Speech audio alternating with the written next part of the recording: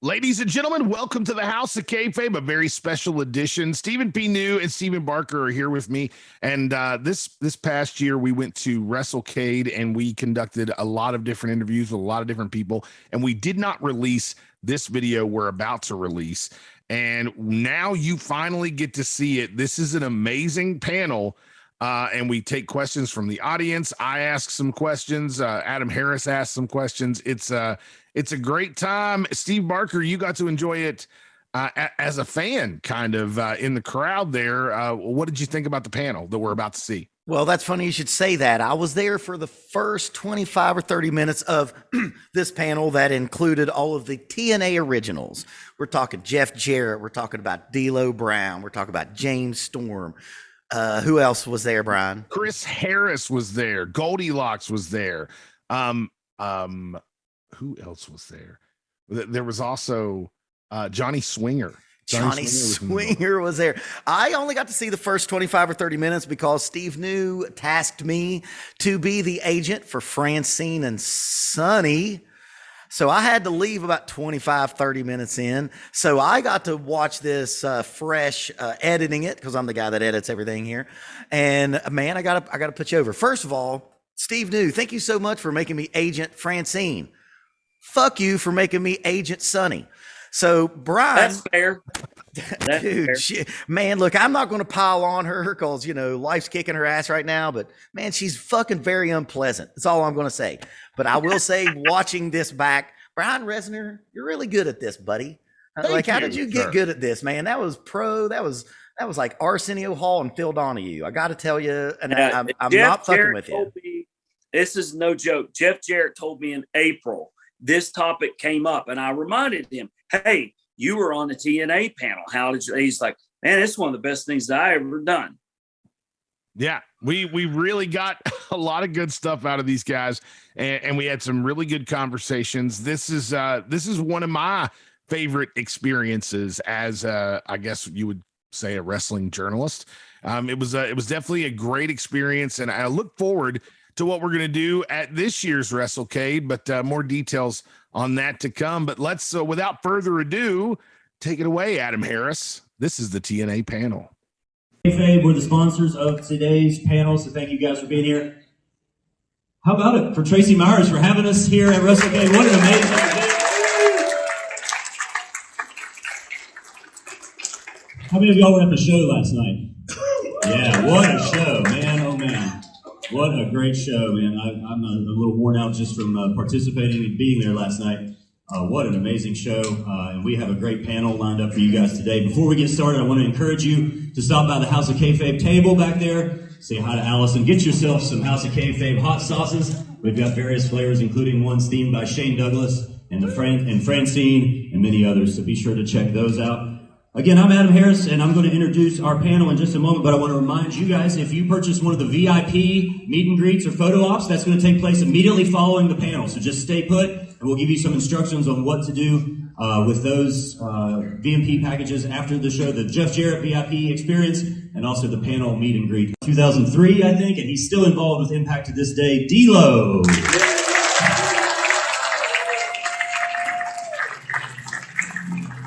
Another man who debuted in the early years of TNA after stints in WCW, WWF, and ECW. You know his team with Simon Diamond, and these days he's also still a star of Impact on Access, Johnny Swinger.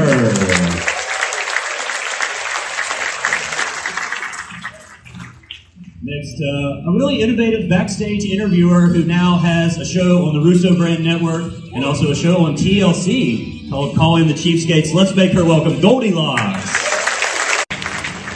Let's move down to the other end and say hello to one of the most decorated teams in all of TNA and Impact history, Wildcat Chris Harris and James Storm, America's Most Wanted.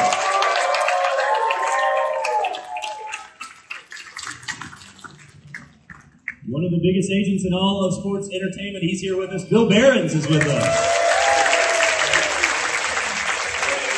It really needs no introduction when we're talking about TNA and Impact. He is the most synonymous, as far as I'm concerned, with Impact Wrestling.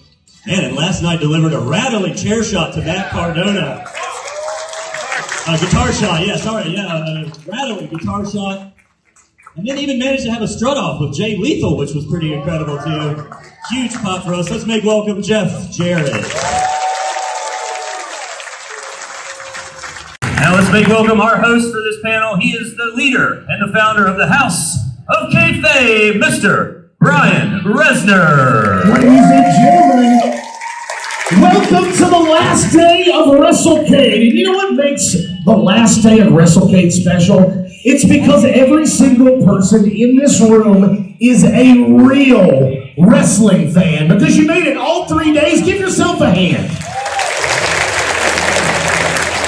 We have an amazing panel here for you today, and I've just got to get it started with a couple questions myself. Is it okay if I ask a couple questions before I turn it over to you? And of course, these questions are going to be for one man in particular, Jeff Jarrett. Yes! Jeff Jarrett, I've got to start this panel by asking you a question about the birth of TNA, because you're in WCW at the point. It's all coming to an end. Everything is closing, and you've got to make a move. Now, some people would think, oh, well, Jeff's going back to the WWE. But instead, you have another idea in your mind. And I want to know how you came to that and what exactly made you decide, hey, I'm going to do this myself. Oh boy, check. Okay, how do I get started? I'm going to go ahead and get out the proverbial plug for my podcast, My World. Because, all kidding aside, we really dived deep into this. Conrad Thompson, my partner, was fascinated by it. To this day, he continues to ask follow-up questions on it. But we don't have enough time, so I definitely want to get to deeper into this story. But long story short, WCW was bought in March of 2001, or shut down in 2001, essentially. And so my contract was through roughly end of October. So I had about 6 months where I really couldn't do anything. So I refer to it as the summer of no worries, and spent a lot of time on the lake thinking about next steps. I did a couple of tours of Australia and the UK, and saw so much talent out there. And then just having just the simple thought that without a number two, there is no such thing as a number one. WWE had been publicly traded about 2 years, and Raw and SmackDown, and just a global presence then. And I knew there was, and I've said this a billion times, but it really sums it up. There was such a void in the marketplace. This is pre-social media. This is pre-streaming. It was a unique time that coming off the Attitude Era and the content that we all produced, television stations, cable networks, executives, they didn't really know, I'm going to use a My World term, they didn't really get granular on that. All they knew was the Turner networks had wrestling on since they launched. Literally, TBS was a staple. And when they canceled wrestling, it gave wrestling a really bad eye, candidly. And so there were no options. And so to form a number two, we put together a plan that me and D-Lo and Swinger were just talking. Who would have thought 20 years later, starting only on Wednesday nights on weekly pay-per-view. But just a void in the marketplace with lots of talent out there. And I kind of think, I can say this today, I really didn't want to admit it back then, but you know, if your dad's a lawyer, you become a lawyer. If your dad's a plumber, you become a plumber, a la Dusty Rhodes. But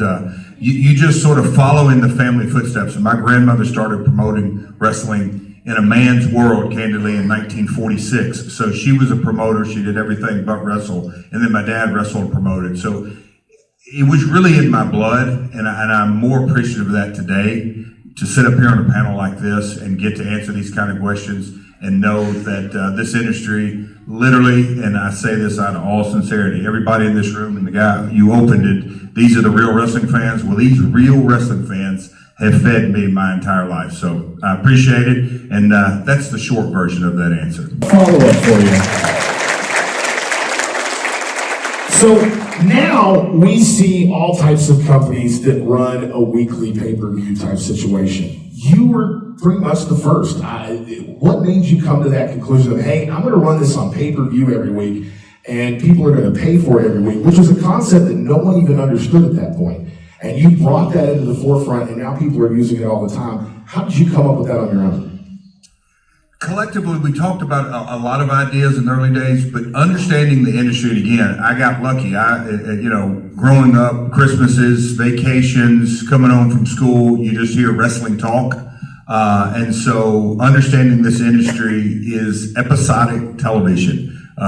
Folks in this territory, and I say in the Carolinas, the Tennessees, back before cable television, North America was divided up into 22 countries, and wrestling was on either every Saturday morning or Saturday night, and it was a weekly episodic. We used to refer to it as a male soap opera. Now, Uncle Vince calls it sports entertainment. It's all generally the same, and so knowing that WCW's massive amount of pay-per-view dollars just went away, and by research from the pay-per-view companies, there were dedicated WWF fans, WWE fans, and dedicated WCW fans. So when that went away, there was a lot of money out there being spent on pay-per-view that went away overnight. And so you can't tell a story on a monthly basis, but you can tell it on a weekly basis. So we came up with a weekly pay-per-view concept, and the pay-per-view industry didn't know, hindsight's 2020, like you just said. They didn't know how to wrap their head around marketing it, promoting it, any of that type stuff. But we dove headfirst and started doing the Wednesdays, but we grew a very small fan base starting out, and everyone said we would never succeed. But it was that, to me, the weekly episodic nature of telling a story. And you see today, AJ Styles started on literally episode 1. That was really chapter 1 of his career. And when you see him mature as a performer, week in, week out, his early years, it's like the Brico block of building a house. You don't pull into a driveway and say, man, that is a beautiful Brico block on that house. You don't even see it, but you understand the foundation. And so us telling stories early on a weekly concept set the foundation, and that's how we built the company, is those weekly stories with talent that came ready to play every Wednesday. Now, of course, we are talking about the birth, and we're talking about the beginning, and you just talked about the first big show. And there's something that happened on the first big show that was pretty incredible, is that you were able to make Toby Keith snub the President of the United States. How did you pull that off, Jeff? I just want to know. I wish Dutch Mantell was here to answer that question. Because on my bad days, he calls me a con man. On my good days, he calls me a good salesman. I'm kidding. Me and Toby were buddies and go way back. We met each other before he became who we know today, is the legendary singer-songwriter, in the early 90s. So we had been friends and buddies and traveled together and had a few cold ones together and that kind of stuff. But I drove up to Evansville, Indiana. He had a show up there, and it's before Angry American had even broke. He literally wrote it. The time frame, as people are well aware, it was months after 9/11. So that song was written. He's a very patriotic. His family's deep patriots. And so he wrote that song. And in Evansville, I think it was maybe number 4, 5, or 6 time that he ever performed it live. So that's the sort of a byline of the whole story. But I went up and said, hey, we're going to launch this company. We're talking May or June. Will you commit to it? And he just said, I'm in.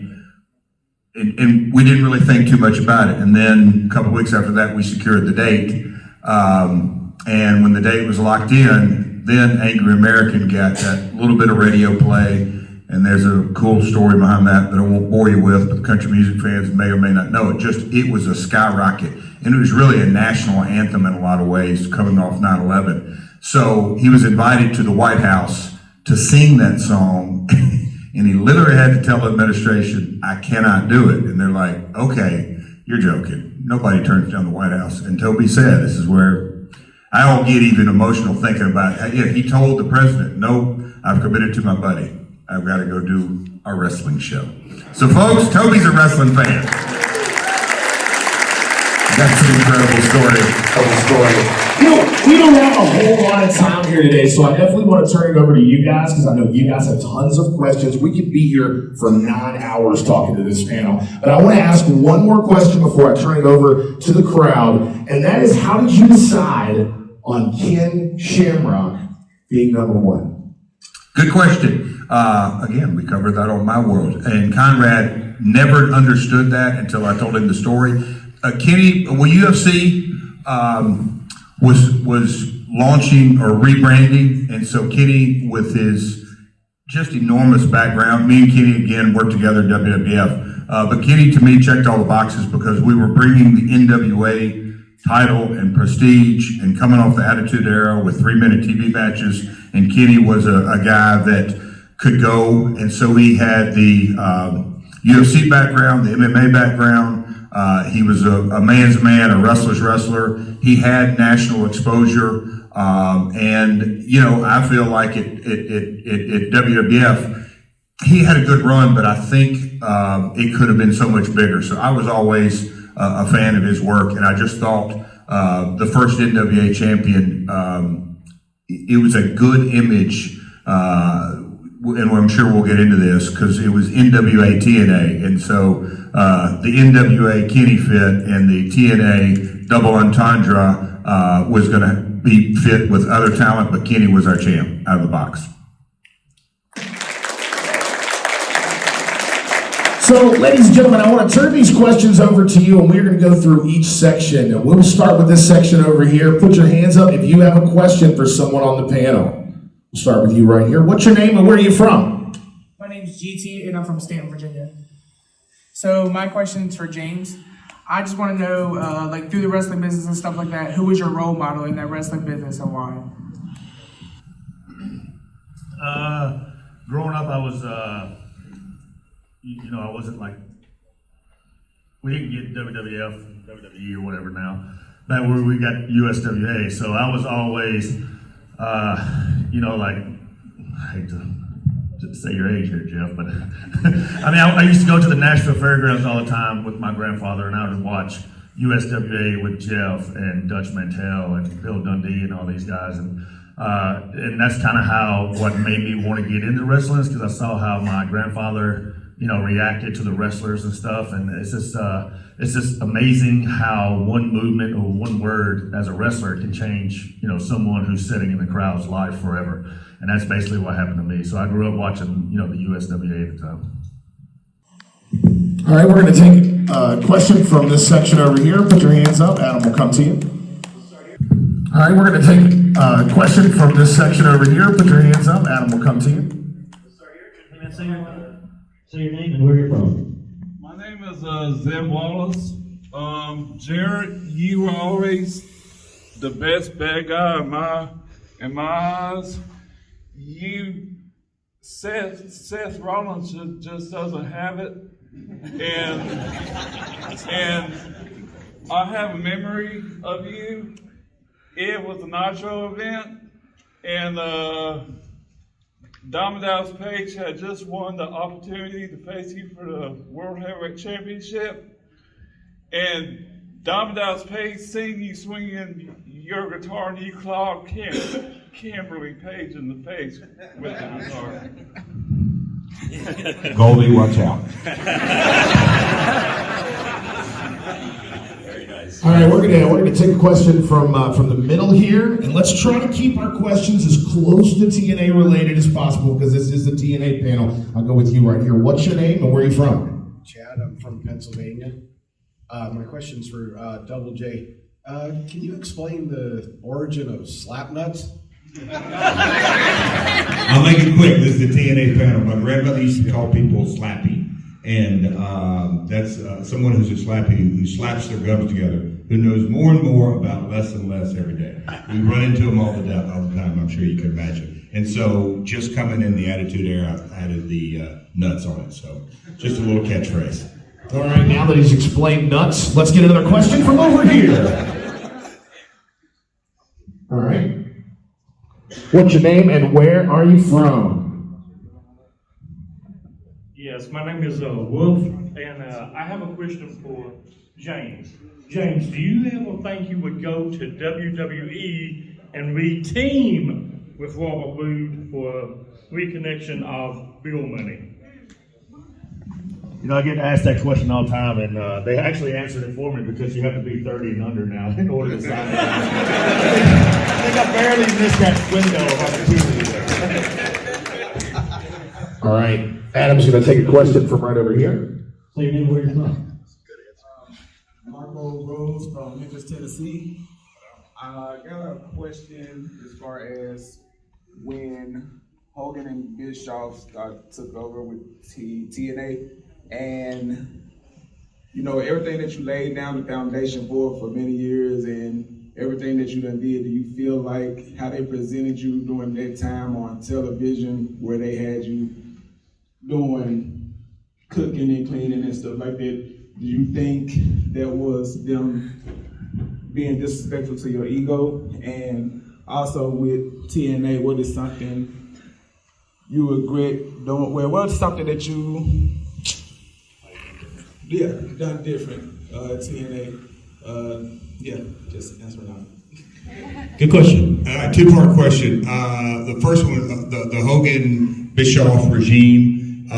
When you look up here at the panel, and these folks can attest, the early years were lean and mean and 1 day a week, which is not anywhere close to a full-time job. So collectively, there was a group of folks that came together in 2002 and slowly over time went from Wednesday night pay-per-views to Fox Sports to Spike, and went from a Saturday night time slot off prime to a Thursday 2-hour primetime slot. And as a part of that was a 6-sided ring and America's Most Wanted. Bill was behind the scenes booking live events. Goldie, early years, was in a lot of ways, I say this out of complete seriousness and respect, she knew how to ramp up the TNA when needed, and I'm talking about her verbal skills, and pull them back.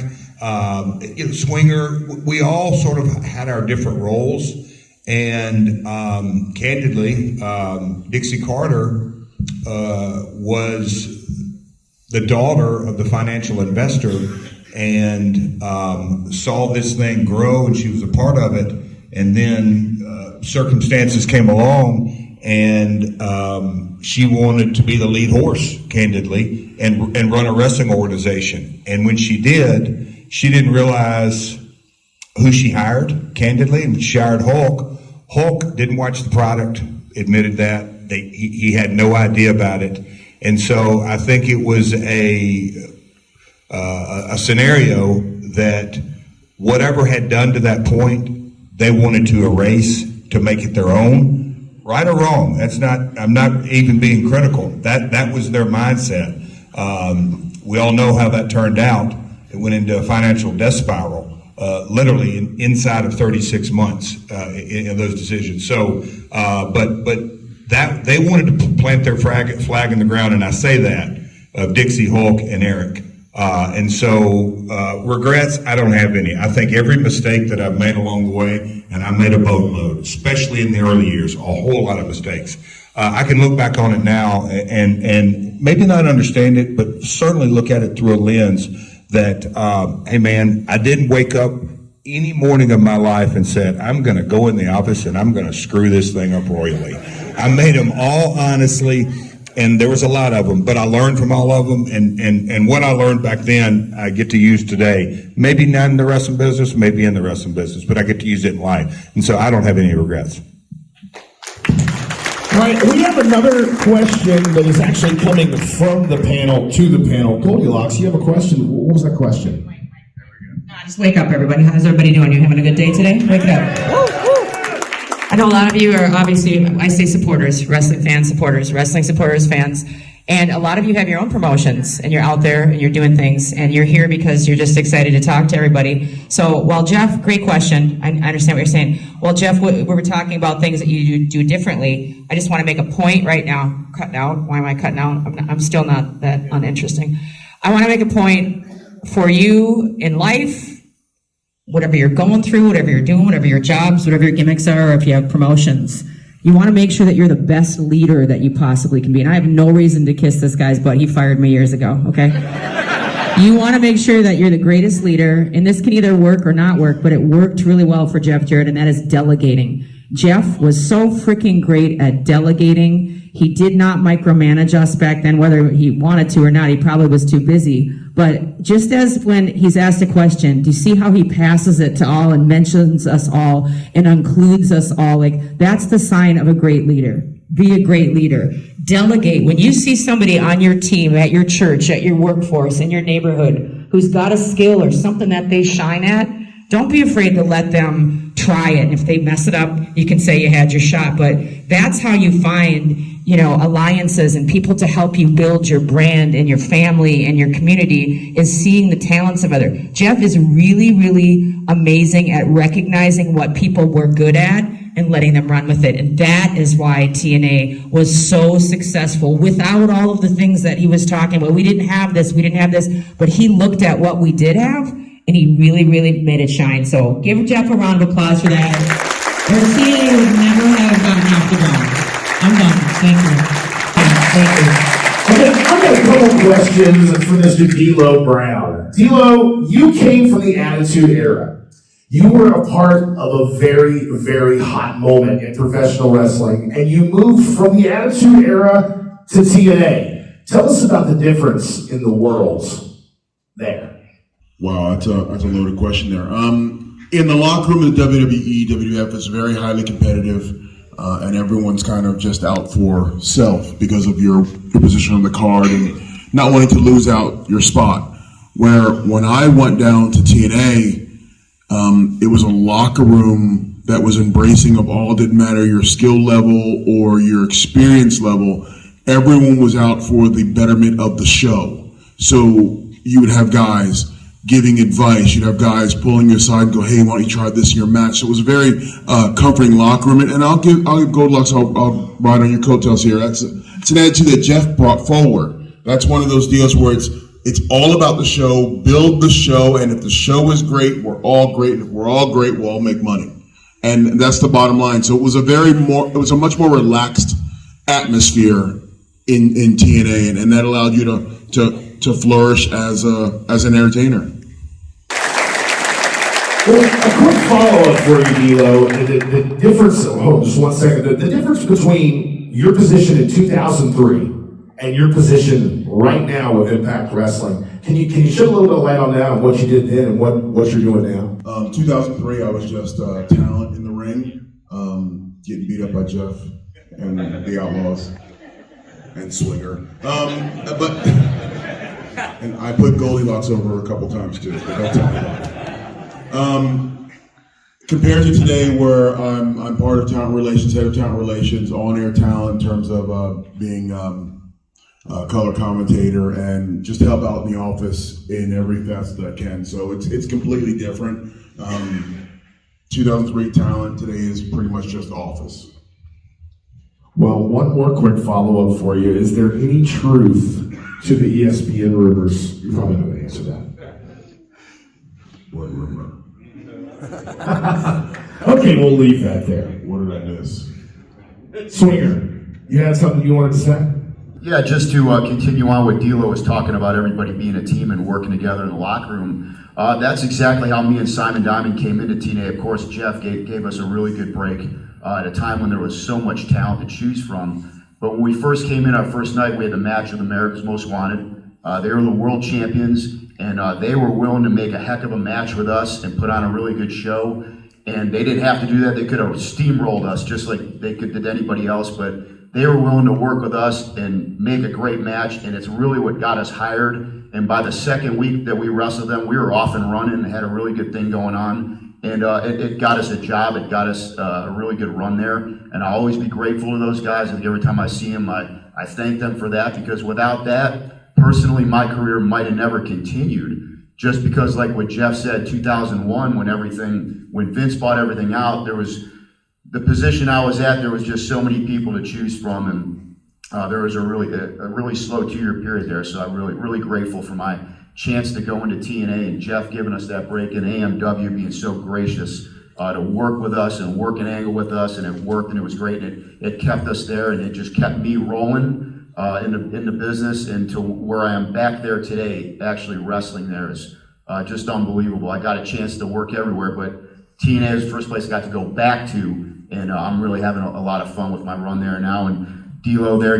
got to wrestle D'Lo on the independents, wrestled him in TNA, and now he's in talent relations. Make sure I stay in line. You know, that's why he's here. You know, so I don't say the wrong thing. But and Bill, do I owe you a booking fee for this? Or? Thank you guys. We appreciate you guys being fans. All right, let's take a question from the middle here. What's your name and where are you from? Frank from Montreal. This question is for anybody that experienced it. How hard was it to transition to a six-sided ring when you're used to the traditional four sides? Good question. I've actually heard that question a lot, and I always say I can only hit one rope at a time, so it really didn't bother me any. But the problem is that ring, how it was made, it was so hard because we're told to bump in the middle because that's where the softest part is. But in that ring, there was no soft part. They were light, nice and loose. Yeah. Anybody else want to chime in on that, on your experience with six-sided ring? All right. It was just no use to me at all. I couldn't jump off the regular ring corners. In the six-sided ring, actually, the ropes were kind of, they were wide, so it was even harder to stand up. So I definitely, if I climbed up to the second, the lights went off on my boots to get down. So it wasn't for me, but I think it created for what we called the cruiserweights at the time, they could do more innovative moves and maneuvers and stuff. So I think maybe add a lot more excitement to that segment of the talent. Well, I have to follow up with Jeff on this six-sided ring thing because Hulk Hogan pretty much took that away, right? When he shows up, he changes everything. Oh, I'm not doing this, right? Is that how it went? That is it. I don't know if any of y'all there. I'm sure James is there. Hell, you were there at everything. But in Orlando, going back to sort of the weekly episodic mindset of the wrestling fan. You know, we all get to watch it every weekly, but if you can go out in Orlando, so we were there every other week at a minimum. Anyway, I'll never forget the decision was made, and there was a lot of.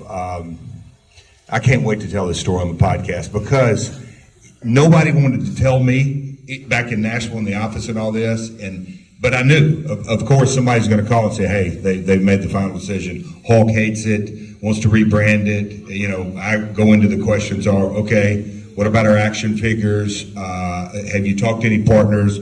Most notably, have you talked to Spike about it? You know, it changed sort of the look of the brand. They also had not been out on the road, and fans would come in at live events. And yes, a regular four-sided ring, it's a 90-degree angle. So on the top rope, it went from a 90, I think, if my math is right, it's 120 degrees. So it eliminated all of my top rope stuff, guys. That's a joke. I have no top rope stuff, yeah. Anyway, but they got rid of it and put a four-sided ring up. And when they let the people in Orlando at the Impact Zone, and the fans were coming in, and they started to chant, I knew right then that they're thinking to themselves, we don't know this brand, because they never dreamed of that. Now, I've had some sidebar conversations after that, but yes, it was Hulk who said, get rid of it, it doesn't fit. It's, you know, he wanted to go traditional old school, so it was a Hulk Hogan decision. It was that doesn't work for me, brother situation. Bingo. All right, let's take another question from over here. What is your name and where are you from? My name is Tyvan and I'm from Hampton, Virginia. And I know, well, the Fabulous Moolah, Beetlejuice, Mike Tenay, and Ahmed Johnson are among my favorites when it comes to this question, but since it's TNA related, I was wondering, was there anyone ever against you whacking them over the head with a guitar? Again, you're saying that against me hitting him with the guitar? Yeah, like not agreeing to or not wanting to do that spot? You know what? I would be willing to bet that there's folks up here that may have a better answer. I wasn't aware of it. I'll give Kurt Angle props for this. It was a wild, wacky set of situations. In 2010, we were working that storyline and grooving through it, and maybe by luck on my part or maybe unluck, like twice in a row at TV tapings, I hit him and he had gashes in his head, and not little ones, they were bleeding. So a couple of weeks later, we were going to do it again, and I just sort of looked at him, and he looked at me and said, "Really?" And I said, we can go a different direction. And he goes, no. It'll work. So I don't remember any, maybe prima donna Chris Harris didn't want me to hit him with a guitar. That's a whole other story. Trying to wake you up down there. Yeah, I took a few of those shots. And honestly, my thought at the time, when that was brought up, that was almost like just, calling a spot. If a storyline is working so well, if an angle is working so well, you're willing to do anything and everything to further that storyline. And when the fans are showing, or when they're really into it and showing the support for it, Jeff could have hit me with 20 guitar shots as long as it was further in the angle, and it did. I mean, it got hot. So did I like it? No. But was it good for the angle? Absolutely. All right, we've got a question here from one of the cast members of the House of Kayfabe, Matt Mullins here. Go ahead and ask your question, Matt. Hello. Thank y'all for coming. This is awesome. So the first years were so influential and awesome. My favorite episode is the first one because you have all the legends in the ring with Dory Funk and Harley. I just wanted to go through each of you and ask, what was your favorite moments in those beginning years? Moment, match, or interview? We'll start with you, D-Lo. D-Lo, you only have 30 seconds to think of your favorite. Yeah, I'm done. I'm not good at talking on the fly. I think for me it was my debut there because Jeff gave me an opportunity to come down and show that that a mistake had been made up north by letting me go, and Jeff gave me the ability to go out there and show the world that I could be a top level player. So for me, that first night I walk out and the crowd just went crazy. And I remember staying on stage and in my mind I'm like, all right, I'm home. So that was a good moment for me. Cool. All right. Johnny Swinger. I got the awesome opportunity to wrestle Dusty Rhodes.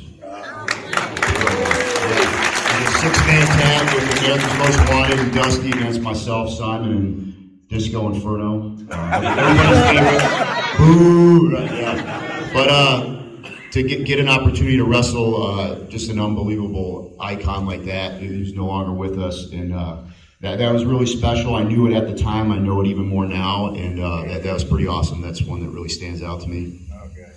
All right, Goldilocks. That's it. I can't pick. The entire time was just such a blast for me. I didn't know what I was doing in the beginning. I had no clue. Music person coming in, no clue.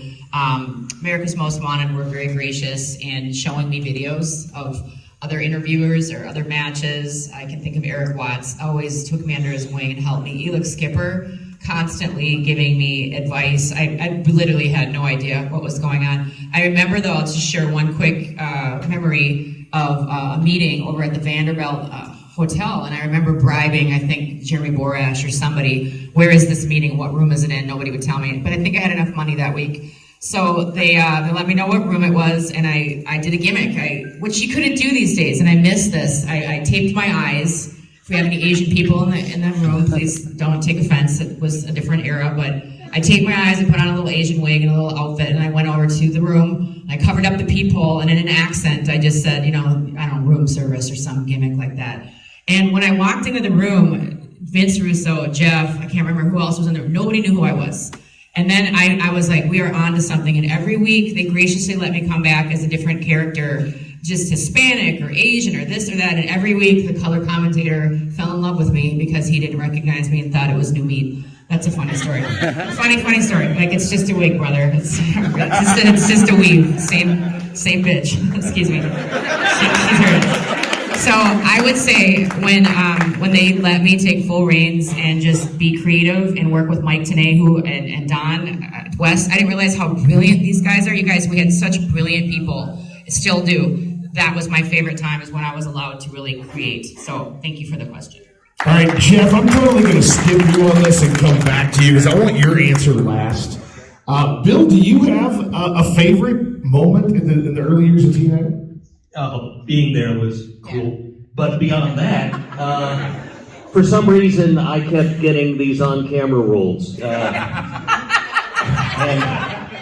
Or I was told, hey, okay, so you're going to go out, you're going to cut a promo with Jeff, and then he's going to hit you with an unprotected chair shot. I go, sure, why not?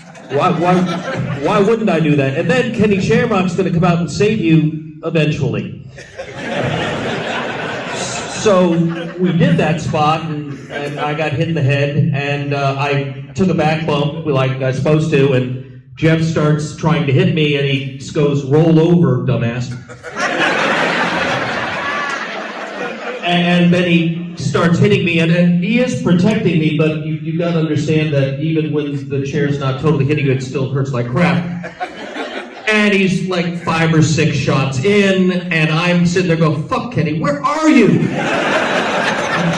Finally, thank God he gets there, and I roll out of the ring, and I go to the back, and of course I immediately have to work the go area again. So I have to pretend none of that hurt, everything's fine, I'm good. And then my favorite spot was the follow-up, because clearly when I get hit in the head, I go crazy. And I show up at the next taping, and his dad comes up and hands me a cowboy hat that doesn't fit me. And he said, tonight you're taking over as the authority figure, and you're going to go out with a whole entourage of people that don't know why you're doing this spot either. And you've been not Goofy or some Disney character. And you're going to cut a promo back and forth with Jeff, and they gave me all the verbiage, and so I channeled Barney Fife and became Bad Boy Billy Barons for one thing. And because I don't memorize scripts, because I'm old school, okay, so I don't memorize the script, I just changed the language. Well, I don't know what the language was, but I remember the outline, so I knew I had to give Jeff the outline so he knew where he was starting. So I started going, slippy, scrappy, scrappy puppy, and doing all this garbage stuff, and I see Jeff covering his face up because he's cracking up. And we get through that spot, and we do a few more after that, and then finally my run of being a big star on camera ended when I showed up, and they said, okay, tonight you're going to be sitting on the toilet, taking a crap, and Jeff is going to kick the door in and confront you in mid-delivery. And I went, really? Second time on camera, you want my pants down. First time was the day I met Vince Russo. And he was the one that asked me to take my pants down. So I said, Jeff, there's no way I can sit on the toilet and you kick the door in without you smashing my knees with the door. So I'm going to stand up and I will not have my pants down. And we compromised, did that spot, and then I went to Jerry afterward and I said, I think we've pretty much exhausted the potential of my character. And so I moved on to just delivering talent to TNA and managing AJ and doing stuff like that was irrelevant. All right. James Storm, give me your moment from the early years of TNA. I actually have I'll make it really quick, 3 moments that kind of really stick out and help define my career, really. One is the cage match that we had with Triple H where he just walked across the cage. And I remember them saying that they didn't have enough time for Helix to practice walking the top of the cage, and he just looked at us and he's like, I got it. And you can see me, before he takes the hurt and run off the top of the cage, I'm laying way on the other side, and I'm sitting there going, they're about to die. And in my head, I'm trying to think of all the spots he was supposed to do, because I'm about to have to do his spots and my spots at the same time. But thank God, that all worked out great and everything. And then another one is the funeral that we had for Team 3D. And that really kind of just helped my career there, because that's when Jeff allowed me first to bring beer on the set during the funeral. And I'll say one of the third ones is Jeff was actually in a match with Samoa Joe, and this fan hits the ring, and me and Chris are setting up this little catwalk drinking, and I see the fan, and I'm like, I don't remember hearing that. And before he could even say anything, I'm already slid down this catwalk like a fireman. I hit the ring, and Jeff, he just looks at me, he's just like, oh no. Like, he was more afraid of the fan now, because he knew I was about to be all over him. I mean, thank God Ronnie and Donnie was there too to kind of pull me out of there because I was out for blood, that's for sure. All right. Chris Harris, give us your moment in the early TNA. Hey, when I think of the early days, the first thing I had to think of is the team that we were working with. Not only having Jeff as a great leader, but the commentators, Mike Tna, Don West, that was awesome. We had Jeremy Borash, ring announcing, Goldie interviewing. We just had such a great team that was all striving for that one common goal to make it successful. As far as America's Most Wanted, man, we were loving the stars they were bringing in because not only was it adding credibility to the company, but like for instance, for us bringing in Rock and Roll Express, we got to work with those guys. Those were guys that we idolized and learned a lot from. But then other names like Swinger mentioned Dusty Rhodes. We had Kurt Hennig, Sting. All these guys were coming in just to make the product successful, and that's what I remember about that, is that those guys came in, and they had a big enough name, they could have done anything in the business, but they were willing to come in and make this little company, TNA, and make it as big as we could make it. One story that comes to mind for me, and this may have been either the first or second week of the Asylum days.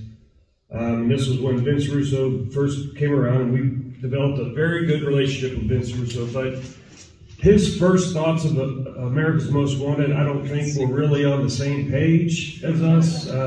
One of our first interviews, he had Storm with his cowboy running around singing Buckaroo.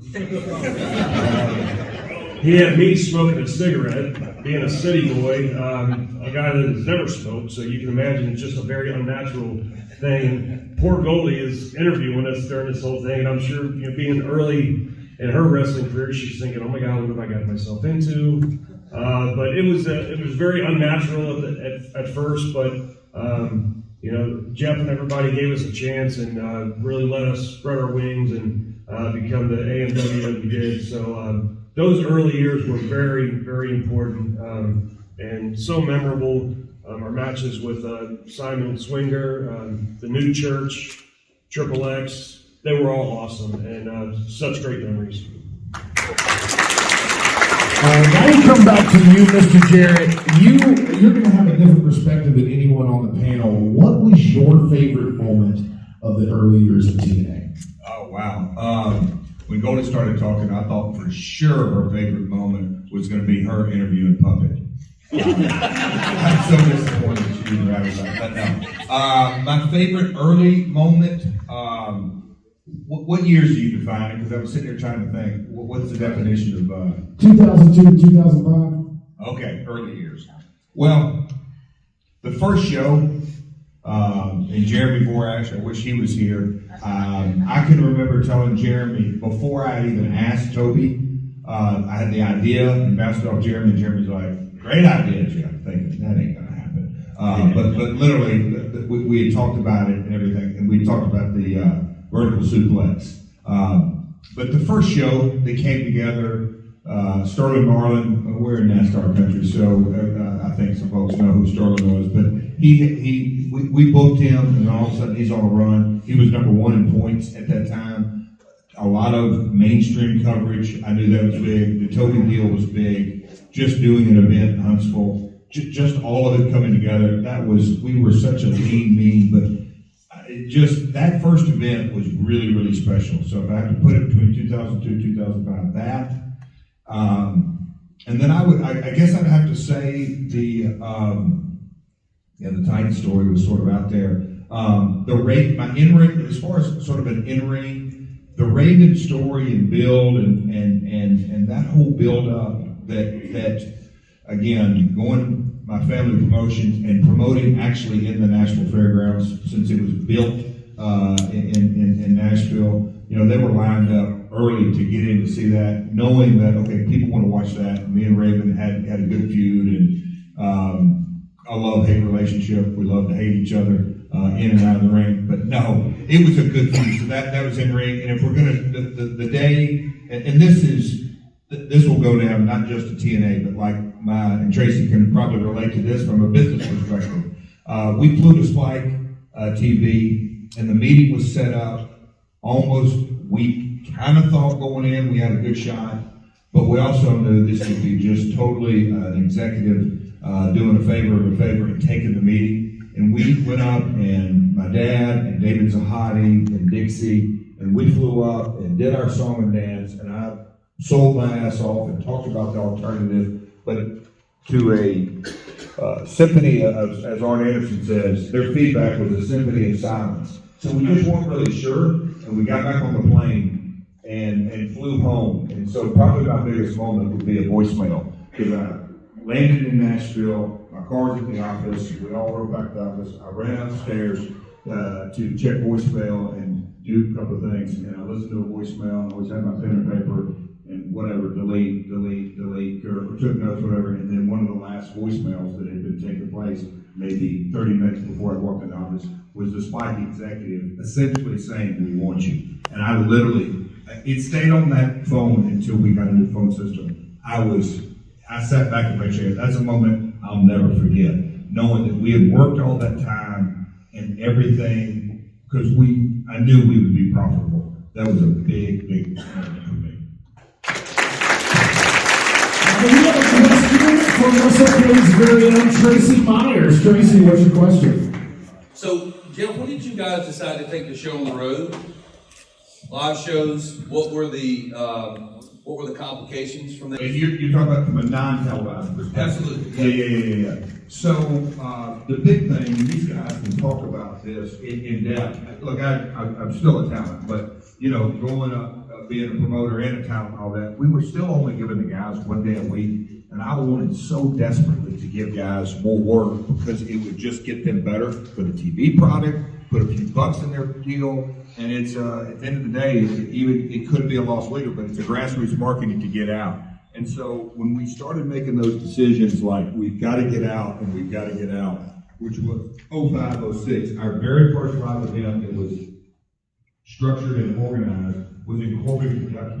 And nobody in the office could put a number on it. And I remember WWE at the time was averaging, I want to say, between 4,000 and 6,000 on house shows as we were rotating non-televised. And we did like 3,300 paid in Corbin, and Samoa Joe was the star of the show, and AJ was the star. It was homegrown talent. So, was your question, Tracy, why did we decide, or when did we decide? Why did you decide that? Yeah. You just answered it, and what did that look like? What are those complications?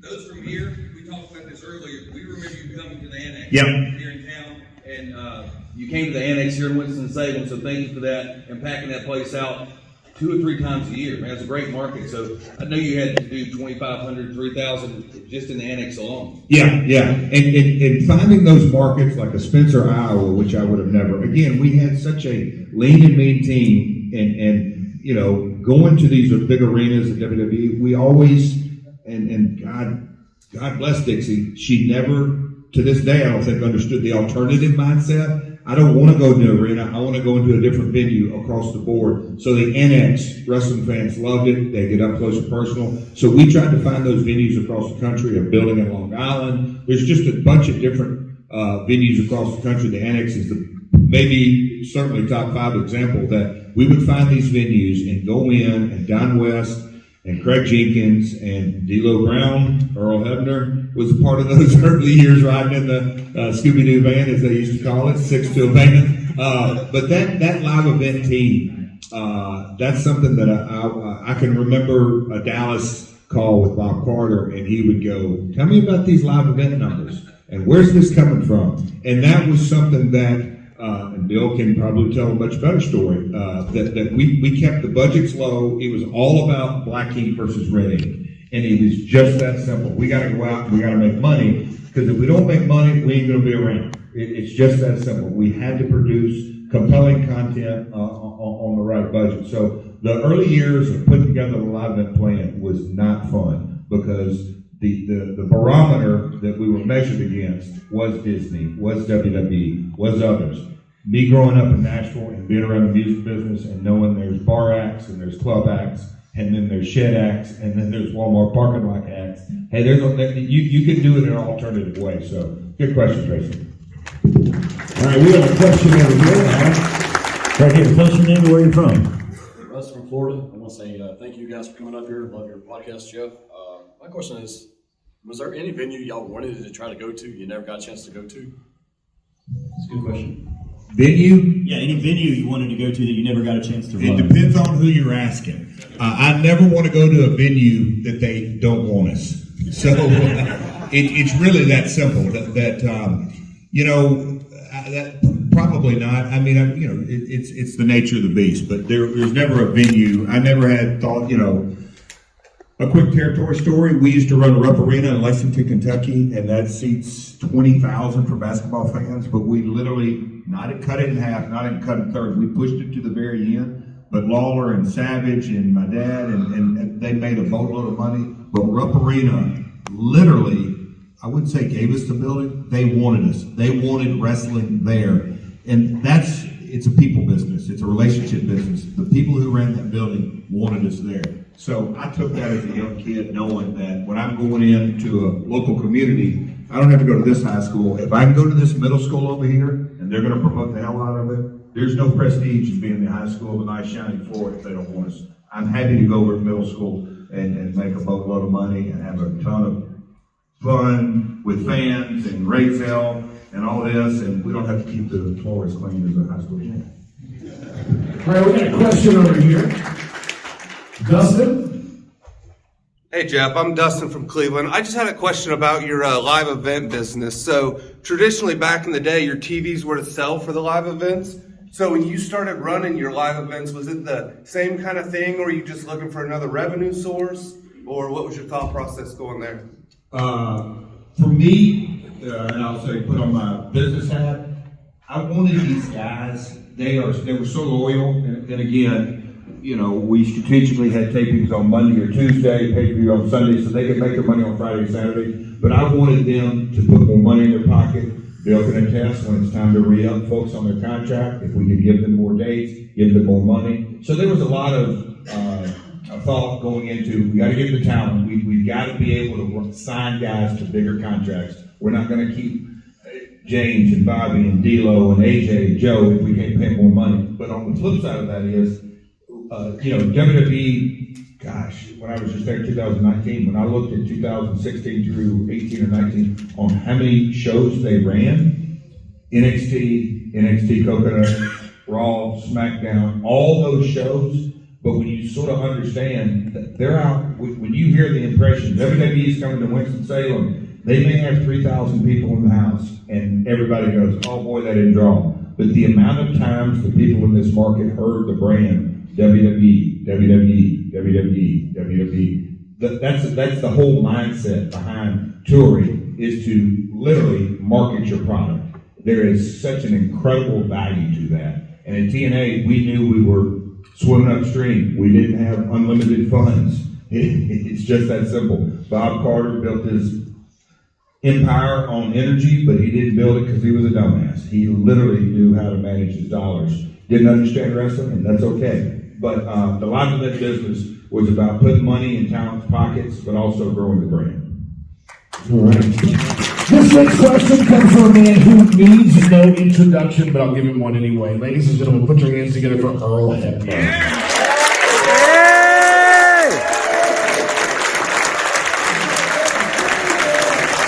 Hey!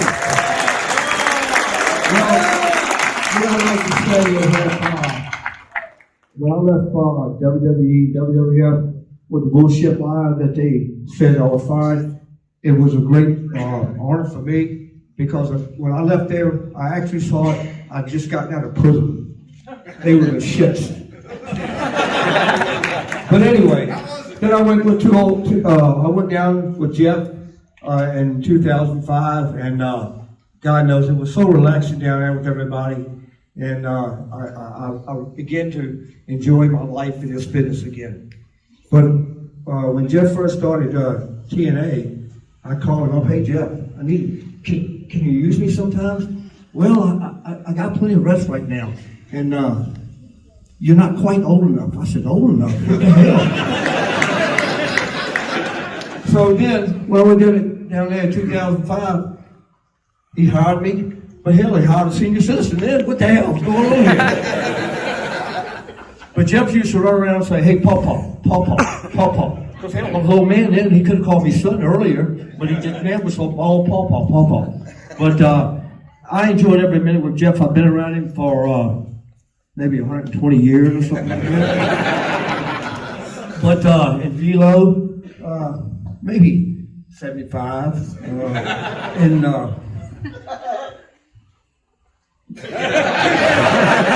those two guys right there, I'm lucky to be living. But in all reality in my life, I've always enjoyed what I did. I got a lucky break, and so help me God, I was hired by the Dream, Dusty Rhodes. That was the break of my life. Hey! But anyway, I guess I've done a lot of good things, but I guess most of y'all know I've done a lot of bad things too. But anyway, I wanted to hurry up and make a speech because really I have to go to the bathroom. So the only way I could do it was to flag him over and say, hey man, let me have it, Mike, I got to go. But anyway, I enjoyed my yesterday here, Friday here, and I'm enjoying a little bit today here. But I want to thank each and every one of y'all for coming out, supporting all the guys, all the talent, and God bless you, and thank you very much. Thank you so much for having us. All right, so I've got a question for Bill. Bill, you were the agent for AJ Styles for a very, very long time. And my question for you, I mean, of course, you ran into AJ at a very young age. At what point did you realize that he was God's gift to professional wrestling? The fun story about AJ is that for the first year of our life together, he hated me. Because I kept telling him not to do so much and stop being an idiot and, learn how to work. And he thought he knew everything because he entered, from the first day he showed up at a wrestling ring in Cornelia, Georgia, and he hadn't even gone to practice to be a wrestler. He had gone with two friends who wanted to be a wrestler. They sucked. He went into the ring and was already doing flips because he had been a gymnastics cheerleader guy. And he was just natural. And he enjoyed bumping. And if you don't enjoy bumping, you're never going to be a professional wrestler because it doesn't feel good. Everything in wrestling hurts, but it hurts good for certain people. And he was one of those guys. And after the first year, first time I met him, actually, I told him not to sign a contract. Chris Canyon was out hiring everybody in the late 90s. Eric wanted to bring every cruiserweight into the power plant and have Sarge beat them up. And I didn't think it was a good idea. The money wasn't very good, and he was making more money delivering bottled water.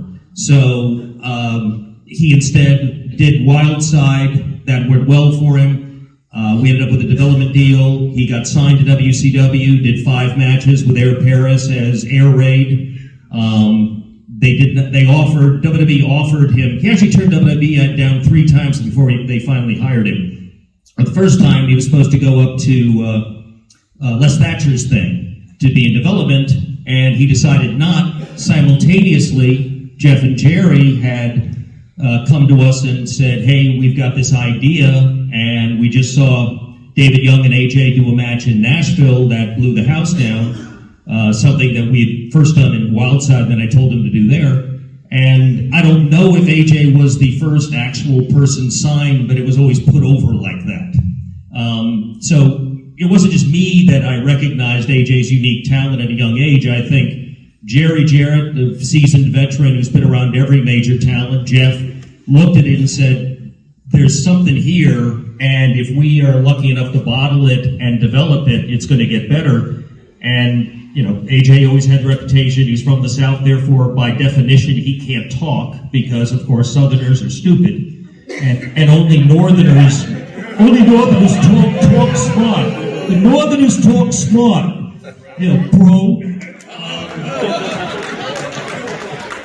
Southerners are just stupid. So, that was the mentality, and they handed, at TNA, they handed AJ a microphone, and and let him do back and forth promos with Jeff Jarrett, and he got better.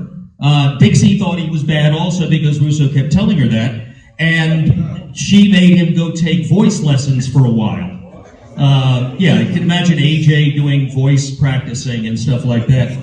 But it was natural, and it was part of the development of TNA was finding the talent. At one point when we were taking this small plane and often risking our lives getting back and forth, going from Nashville down to Orlando, because we'd do the pay-per-view and then we'd fly down to do the TV in the early days.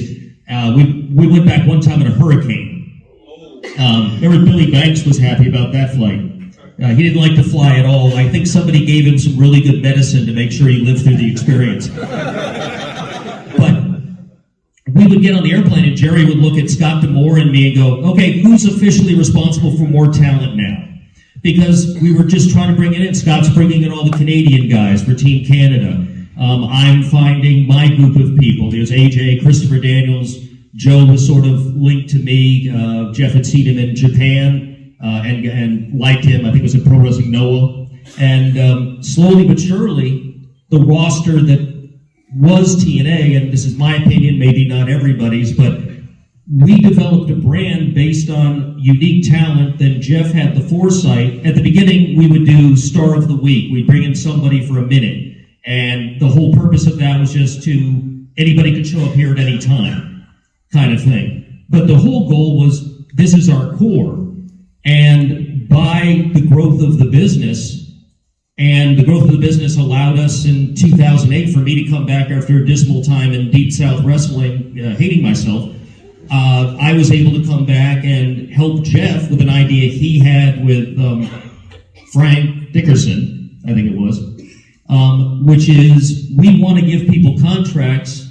Let's figure out a way to write a contract where we're basically fronting these guys guaranteed money for the first time every week. And up until then, everybody had been paid by the spot.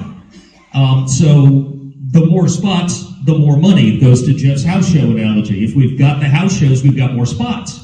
So we were able to sign 20 people when I came back, and 2006 actually, when I came back, and that was the beginning of actually developing a ability of the talent that was the core.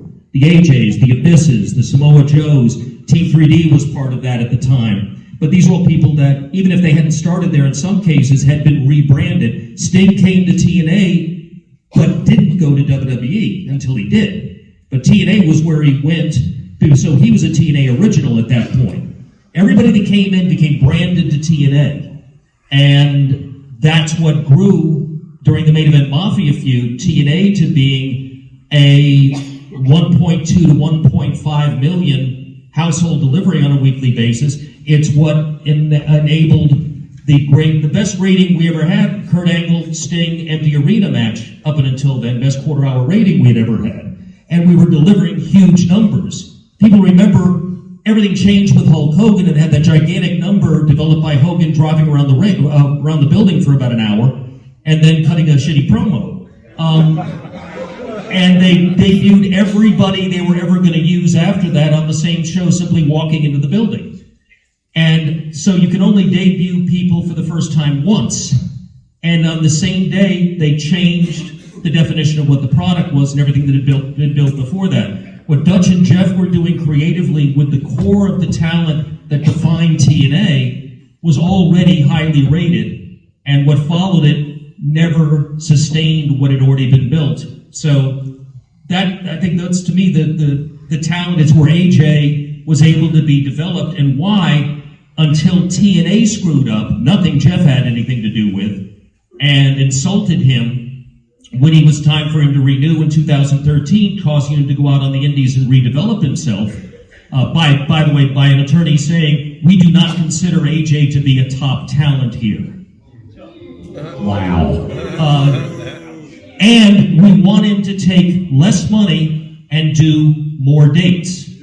And we said, how about less dates for the less money? And they said no. And as it turned out, within 6 months after that, they stopped doing house shows and would never have been able to fulfill the dates that they wanted AJ to do. And AJ was willing to renew for less money. Instead, went out to New Japan, went to Ring of Honor, went on to the Indies, became the top star on the Indies, redefined himself.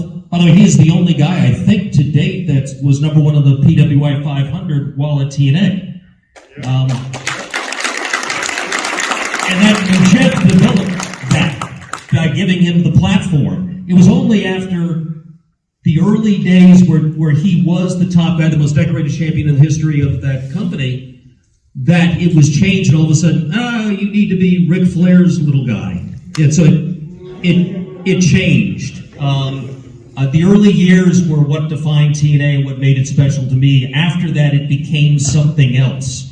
And the something else has survived, but it's not what was built by us. Okay, so we're slowly coming to a close here. We got just a couple more here. And one question I wanted to make sure I got in was for you, Mr. Harris. Chris Harris, you were a part of America's Most Wanted. You guys were on fire, this organically over tag team. What made you decide to leave?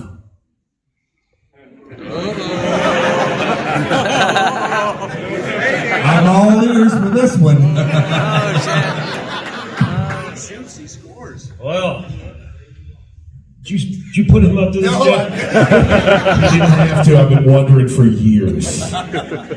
No, okay, I'll try to keep this short. They had gone different directions with Storm and I, and there was a lot. That was with a big surge of the WWE guys that started coming in, and it just seemed like they were coming in and going right to the top, and a lot of guys were being kept down. I even pulled Vince Russo aside and said, where are we going from here? And he had no ideas going forward. So I was just kind of, stuck in limbo there, and I knew there was interest with WWE.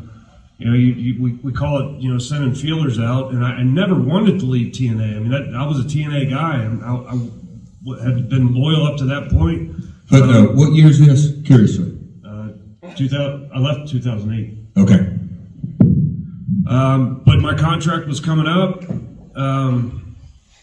and I just was trying to explore options. I wanted to stay, but I knew, I got some ideas from WWE, and of course they're going to present the world to you, when they first throw ideas out at you. But my contract was up. When I was negotiating with TNA, they actually they offered a pay cut. So again, it was just I was just trying to weigh my options, and it was a decision I had to make. And of course, we know it wasn't the best decision. We try to say we have no regrets in this business, but I do regret leaving. Even though. 4 or 5 years later, may have fallen down a little bit, but, I would have loved to have had some of those, the rest of those years there. But yeah, it was there was a lot of different circumstances that went in, and it was a decision to make. And when I thought, hey, I'll give this a shot. And, you always think that, you have confidence in your talent. So you think you're going to work your way to the top. But with that company, that's just not how it works. So, hopefully that answered you. All right, Jeff, the final question I have to give to you, and that's basically, I want to know, do you consider bringing Russo in, bringing Hogan and Bischoff in, or even bringing in Dixie Carter as an on-air talent? Do you think any of those were a mistake, or are you glad that you went in that direction? So I had, you said on-air talent. I want to make sure I answer your question. Well, just involving Vince Russo, or involving Eric Bischoff and Hulk Hogan, or involving Dixie Carter. Do you look at any of those as a mistake? Okay, I'll run down 4 quickly. Russo, yes. I worked with him in WWF, and look, there's so many different ways to view. He's a very polarizing figure. He is a writer. He's not a booker. He's certainly not a performer, but he's a writer. And a writer that can write some clever stuff. Not everybody agrees with it, but I knew him in his writing, and he could make a very good on-screen character in the early days, the SEX faction and all that. And he was very good for AJ in the early years. because he could talk and AJ could be the shiny. Anyway, there was a lot of upside to Vince, and that was right or wrong my decision. There was a little dust up. I say that, but anyway, between me and Dixie, we had a falling out over the Karen situation. But she called me and wanted me to fly to Tampa, Florida. Again, this is a cool episode, but I flew down to Tampa because she was meeting with Hulk and Eric for the first time. Went down, we did the pitch, we did the sales, they're all on board. From that point forward, I had zero decision in putting Dixie on camera, putting Hulk on board, Eric on camera, and none of that. I told Vince Russo in 06, in 07, in 08, in 09, probably the last time I maybe have kidded with him in 2010, and Dutch was a part of this. I can't tell you how many times.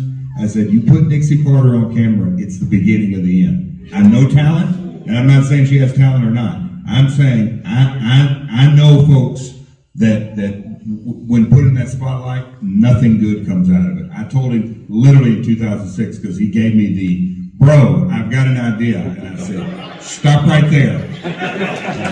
I know what's good for the show and I know what's not good for the show. That is no good. And I'll never forget the image in Little Rock, Arkansas, when Hulk was finishing up and Hulk talked Dixie into holding on to his leg. She's the owner of the company and Hulk has her hold on to his leg as he's leaving the company. That to me was the image that encapsulated TNA 2010 till 2013. Ladies and gentlemen, thank you so much. James Storm wants to speak. I'll say this real quick to Jeff's behalf. Like, I always thought the best years were when Jeff was actually running the company because it was, I mean, let's go, me and Jeff, we go way back. Actually trained at USWA wrestling school with his dad and stuff. And it's just one of those things where when Jeff was there was accountability. I mean, Jeff wasn't afraid to get on people's asses if they messed up, and I just think in those later years, there was no accountability. People just did what they wanted to do and everything, and I think that's where Jeff gets it from his dad too, because Jerry got on our ass one time really quick, and it also goes to D'Lo. Like when D'Lo would go to these house shows, he wouldn't sit there and watch the matches. I mean, a lot of agents wouldn't. They would just write down whatever they thought of the match or whatever, but D'Lo would pull you aside when you got to the back and be like, hey, you need to work on this, or you need to do this better, or don't ever do that again. And Jeff, he wouldn't give long speeches before, like me and Chris would go out and do a match or whatever. He would actually come up to us and say, go steal the show, or, make sure you get this in or whatever. And Jeff was one of those guys that if he wouldn't do it, he wouldn't ask another talent to do it. Jeff did a thing with Raven, where Raven beat the shit out of him with the belt. And then later on, EC3 and me were having our strap match, and Jeff came up to me. He goes, just let you know, I told EC3 to whoop the shit out of you with that belt. And boy, did it. But I mean, that goes just to show, like guys like, D'Lo and Jeff, where they still believe in accountability, because you need those people to tell you that you're messing up, because if no one tells you you're messing up, you're just going to keep messing up and people are just going to laugh at you. Ladies and gentlemen, thank you so much for being here. Let me just say one last thing. One last thing. Yes, sir. There's a book being written about TNA, and again, another gratuitous plug about My World podcast, but all kidding aside, well, I sat down with Conrad, and he wants to go over the topics and everything, and My World is about my 35 years in the business, WWF, WCW, USWA, Japan, everything in between. And he actually said, just look at you, listen to you. And I go, what? He goes, you know so much about 2002 to 2009, don't you? And I go, yeah. And so as we've gone along, and look, all about on the stage, I'm sure I've had my run-ins, and back in my drinking days, I was known to cuss people out, but that's a whole other story.